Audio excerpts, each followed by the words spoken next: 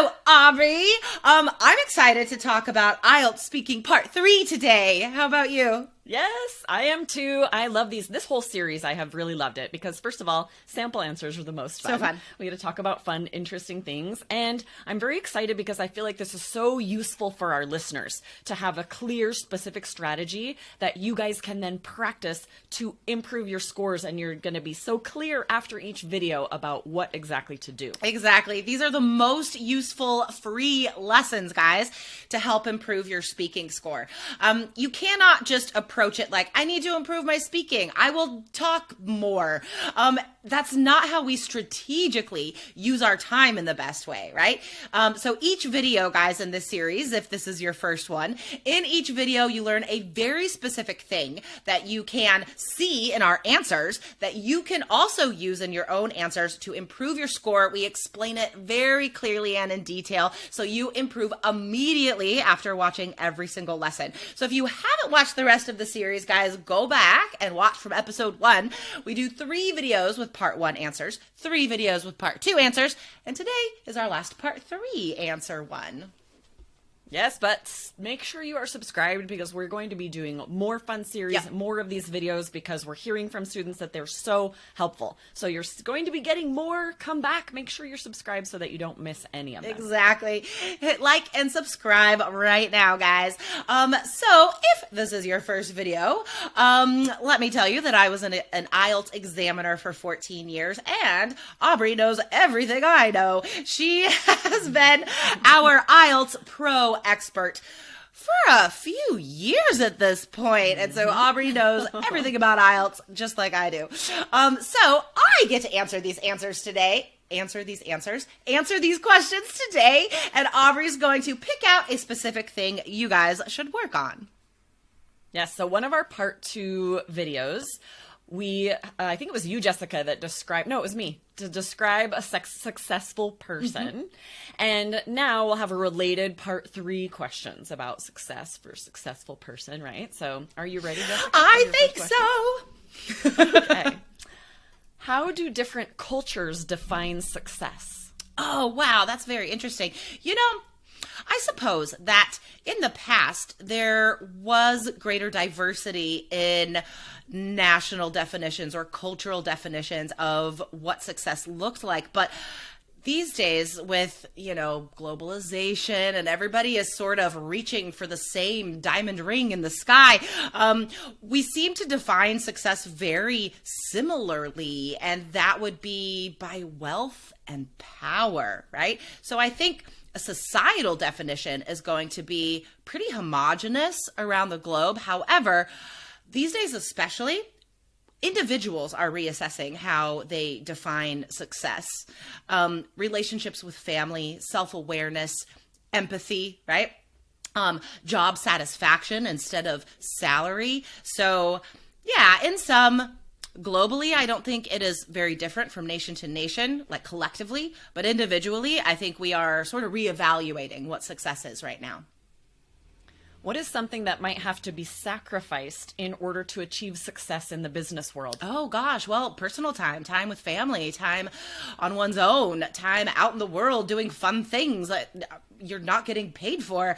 I think it's a shame that so many corporations around the world demand very long work weeks from their employees. And the thing is, when we demand such long hours, we're not getting the best productivity from our employees. And that's another thing that is being reassessed, I feel, by a lot of large corporations right now.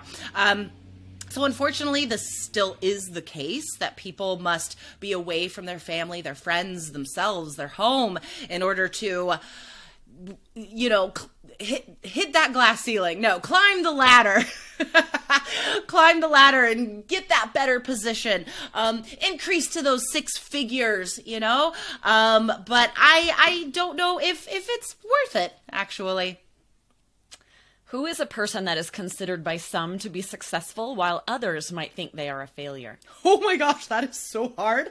Well, okay, that's interesting. So I think if we examine any of the CEOs and founders of the biggest tech companies.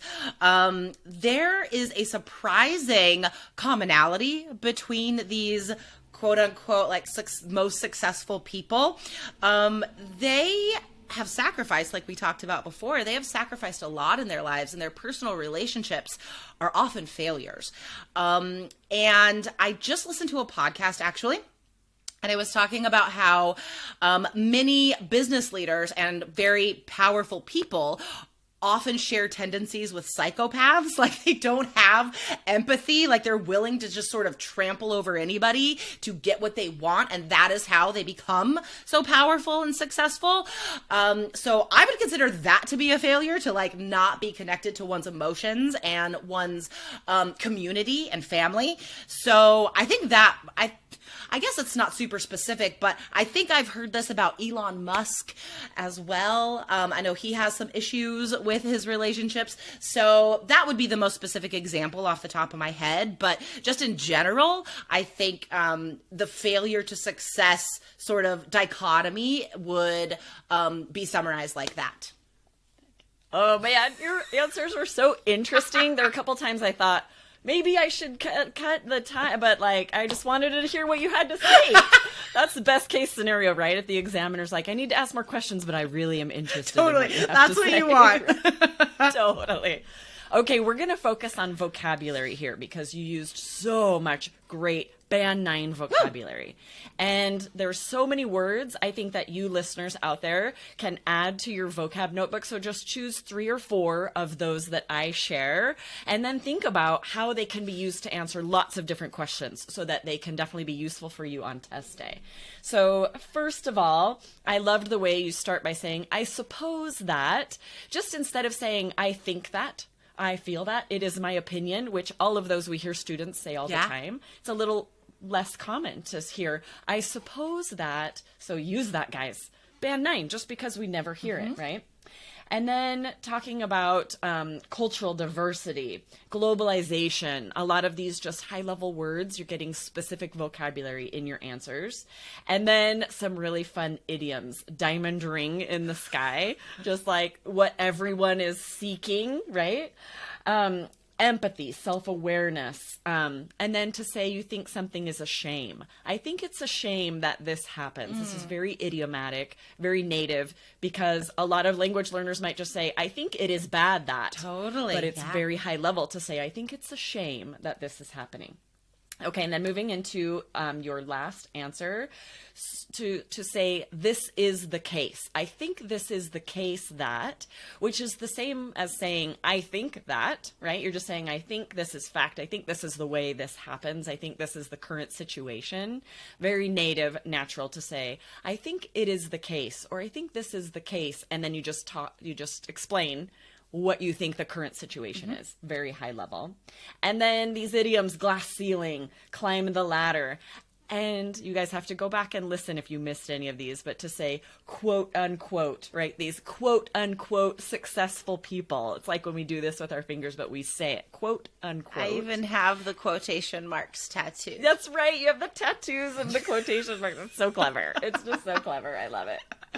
But I wrote down so many things. I loved that you said, if we examine this, instead of, there are just so many lower level ways to say something like this, but when you add this academic language, you can, it's almost like a professor examining some issue, right? If we examine this issue from the perspective of, examiner is so impressed by something like this because you're just, instead of taking it the band 6 way that everybody speaks normal day-to-day life, you're just putting in this vocabulary they will not have heard very often, and you'll definitely get 7, 8, maybe 9 for your vocabulary score, which will boost up your overall score. Definitely, definitely. So go back and watch this video a couple times, guys. Maybe play it on a slower speed, and so you could catch more of the vocabulary. But a lot of great words in there that you guys should write down in your vocabulary notebooks. But like Aubrey said, just choose 3 or 4 today, guys. Learn how to use those. Write them in the sentences that I said. Look them up in the dictionary. Use them in your own sentences. You have to spend time with the words that you want to learn. That means we can't learn them all. So choose 3 or 4 from today's answers, guys. And remember to hit like and subscribe. We will be coming out with a new YouTube series very soon, so don't miss it. Hit subscribe right now, guys, so you don't miss that. And go to allearsenglish.com/myscore. We have a free IELTS quiz for you. Take it. It's like 5 minutes. You get your estimated IELTS band score at the end of the quiz and free resources we made for your IELTS preparation. So go to allearsenglish.com/myscore. And Aubrey, this has been a great series. I can't wait for the next one. I know, right? I thought you were going to say we're going to come out with a new YouTube sensation. And I was like, yes, that's us already. But also it's going to be a YouTube sensation. Right here, you guys. Okay. You're looking at him. I love, guys, if you don't notice Aubrey's like hands. I do that a lot. It's one of my favorite things. Okay, Aubrey, thanks for doing this series with me, and I'll see you in the next video. Yes, bye. Bonus tip, get a 7 or higher with the All Ears English app, featuring real-time transcripts and vocabulary practice that will push your score higher. Plus, fun video lessons with Lindsay, Michelle, and Jessica. Download the app today at allearsenglish.com/app.